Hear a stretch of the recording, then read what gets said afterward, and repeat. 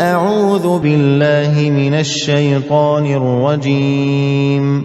சபிக்கப்பட்ட ஷைத்தானை விட்டு அல்லாஹ்விடம் நான் பாதுகாப்பு தேடுகின்றேன். وَإِن طَائِفَتَانِ مِنَ الْمُؤْمِنِينَ اقْتَتَلُوا فَأَصْلِحُوا بَيْنَهُمَا فَإِن بَغَتْ إِحْدَاهُمَا عَلَى الْأُخْرَى فَقَاتِلُوا الَّتِي تَبْغِي حَتَّى تَفِيءَ إِلَى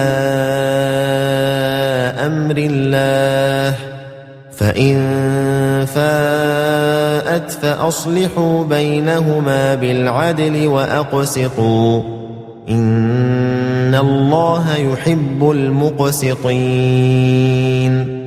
மேலும் இறை நம்பிக்கையாளர்களில் இரு குழுவினர் தங்களுக்குள் போரிட நேர்ந்தால் அவர்களிடையே சமாதானம் செய்து வையுங்கள். பிறகு அவர்களில் ஒரு குழுவினர் மற்றொரு குழுவினரிடம் வரம்பு மீறி நடந்து கொண்டால் வரம்பு மீறிய குழுவினருடன் அவர்கள் அல்லாஹுவின் கட்டளையின்பால் திரும்பும் வரை அவர்களுடன் போர் புரியுங்கள். அப்படி அவர்கள் திரும்பிவிட்டால் அவர்களிடையே நீதியுடன் சமாதானம் செய்து வையுங்கள்.